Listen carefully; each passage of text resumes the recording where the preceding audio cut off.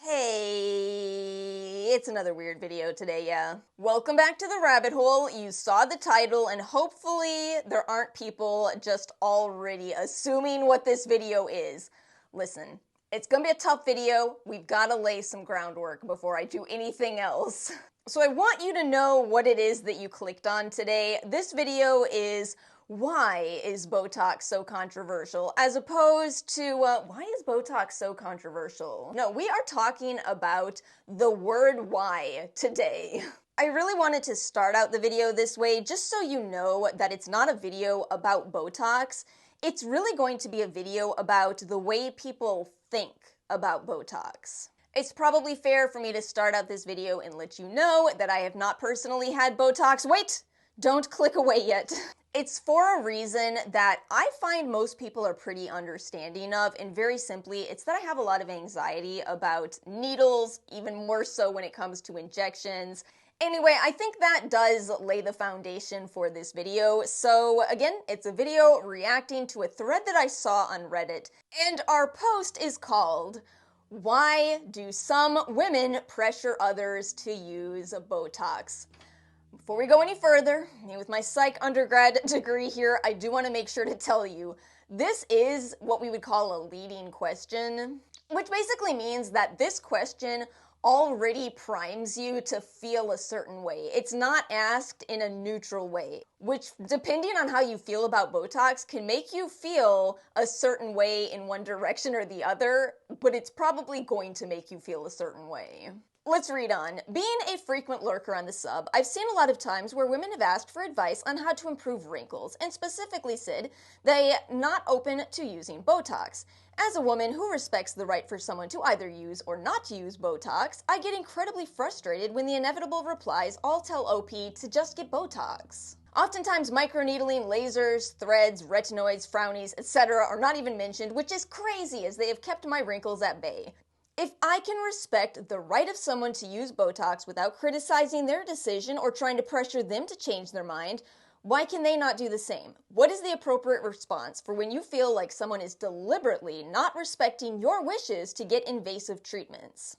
And then at the bottom you see this little disclaimer. We admire growth on this channel. Good for you, OP, for realizing that that wasn't the best phrasing. In case you don't know anything about Reddit, you're going to see some numbers on the bottom of these posts, and that means how many times a post has been, or a comment has been upvoted or downvoted.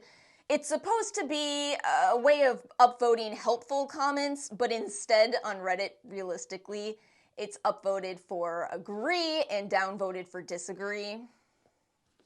Every Redditor knows I'm right about that. So let's see how the comments went. The most upvoted comment was a shockingly neutral one. Here, listen to this. Maybe I'm not the type of person you're referring to, but my opinion. I suggest it when people want results that aren't otherwise achievable. I think a lot of us hope and wish that there was some $40 cream that gives you the same results as Botox. I've heard the term Botox in a bottle so many times, but really, why would anyone use Botox if an equally effective, non-invasive option existed? Unfortunately, it just isn't possible for a topical to penetrate the muscles the way an injection does. What a great comment. I feel like the reason that this comment in particular is the top upvoted comment is because they did such a good job of choosing language that isn't to be perceived as pressuring anyone. Instead, it's just stating facts. Again, I don't have Botox, but I don't disagree with this. They are very right that if these supposed Botox in a bottle products were as effective as Botox, nobody would be out here paying for Botox, taking the time to make an appointment for Botox. No, they're right. Now here's a comment that didn't get a lot of upvotes, but I really found this very enlightening personally. Okay, so this is 100% the issue. I roll my eyes daily at this sub when people say no Botox as if it's a virtuous position. These are the same folks who don't know the difference between Botox and fillers. That is kind of true. I never know if I should be frustrated or just laugh when people say things like, "Look how puffed out her cheeks are. She has Botox in her cheeks." Y'all know, you know here on this channel. The issue is the misinformation, not the people providing accurate information despite the flawed question. I want to read the comment under this one. It has negative 11 downvotes, so people don't like this, and I think you will quickly see why. I think it's considered a virtuous position because Botox is far more expensive than a cream, and it requires more time and effort. Also, you're doing all that to inject Clostridium botulinum, one of the most lethal substances known to mankind, into your face. Logically, it sounds insane.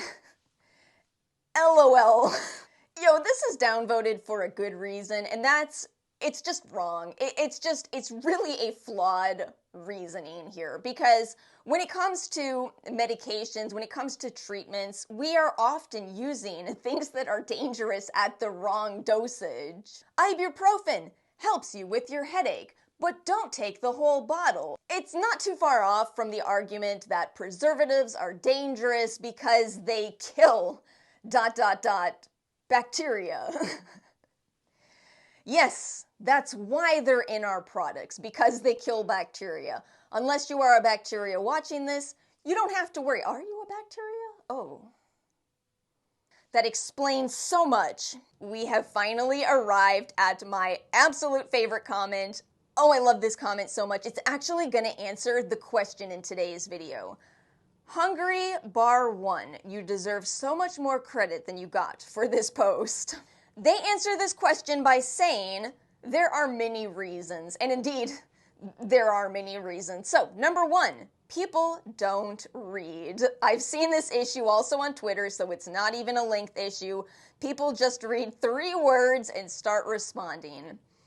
Y'all are watching a YouTube video right now. I know that you have seen other YouTubers complain about people arguing with a video without watching the video.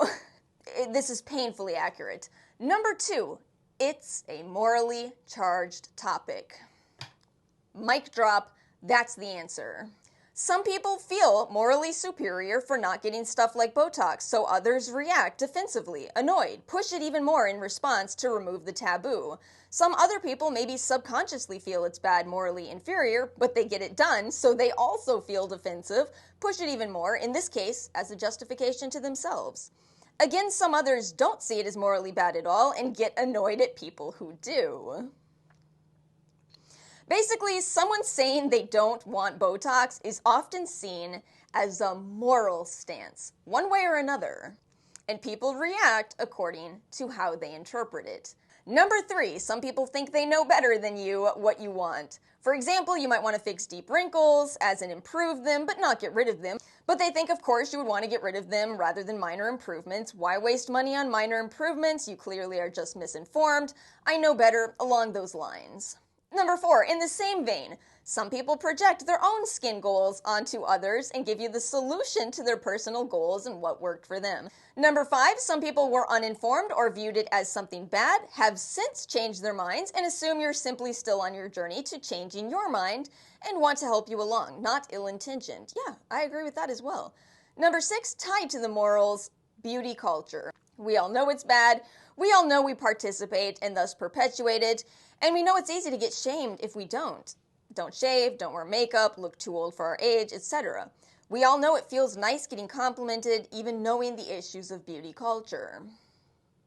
So if somebody absolutely rejects a part of beauty culture we participate in, whether anti-aging in general or Botox specifically, it can sometimes feel like a personal attack, and we react accordingly. Yeah. So, what we have here is indeed a morally charged issue, and it's a morally charged issue because of how it is derived out of cultural expectations. Let's not forget that while we live in a world that preaches ideas of acceptance about how we look, we also live in a world where there is a kind of an undercurrent of but also make sure you look as good as possible. Now here's the thing, what you choose to do with this is ultimately a very, very personal choice. I don't think that it is right for us to expect anybody to feel the need to break the culture norms. Let me give you an example. So I actually have a lot of friends who do not shave. I have never felt comfortable not shaving. I can't bring myself to do that. And yet, I really do respect the people who don't shave. I totally respect it. I wish I could be that person, but I am so uncomfortable if I go out with hairy legs. And mind you, I have blonde hair. It's barely visible, but I just I can't overcome that in my own mind. Honestly, I think a lot of people probably understand what I'm talking about with that. Let me know in the comments if you do. So we do have these societal norms. We are always playing into them to some extent. And while there are some people that do an incredible job of separating themselves out from those norms, don't think for a moment that it's easy. Let's actually spend a little more time on makeup, because I think that the wearing of makeup had its own interesting evolution. I think it was a very morally charged topic a long time ago. You all know what I'm talking about. You know the kind of woman that wore makeup in the 1920s, right? You all are aware of this history, whereas now it is something that is acceptable in certain looks, not so much in others. And even I encounter some difficulty in this. I try to be somebody who always looks a very fun way. Can you tell that's my goal? I want to normalize wearing wigs and hats and fun makeup and holographic shirts so you too can feel like you can do these things if you want to. And I've had a lot of people in my personal life tell me, I'm so glad you look the way you do and you wear the makeup you do, because it's really inspired me to start having more fun with the way I look. I get that all the time in real life. I also occasionally have people say things like, "Ah, you're so good at makeup, it just makes me feel bad," which I'm really not even that good at makeup. Not a wonky lash going on here. I'm really not, but every time I hear that, it makes me question, am I hitting my goals here? Am I making people feel like you can look however you want? It's fun. It's your life. It's your body. So you see how I'm saying these are hard questions with no solid answer. I think that as some amount of people are getting Botox and are very happy with the results and are enthusiastically sharing it, some amount of people who, for whatever reason, don't want Botox are starting to feel pressured, exactly as the post said. And I think that when people feel pressured, they don't always respond in the most wise way. I think that sometimes we do use language in ways that fails us. And I really see that to be the problem with this. It's a moral, it's a virtuous stance. I actually suspect that people who are projecting that type of image don't actually mean that. What it is the easiest way out of the conversation. And look, I'm going to be honest with you. I have said some things that have been pretty much that virtue signaling attitude. I can't remember which video it was, but somewhere I said something like, I don't have Botox because it's the easy way out. Which I really regret saying, because that's not what I meant. I really just didn't feel like bearing my soul about the anxiety that I have regarding injections.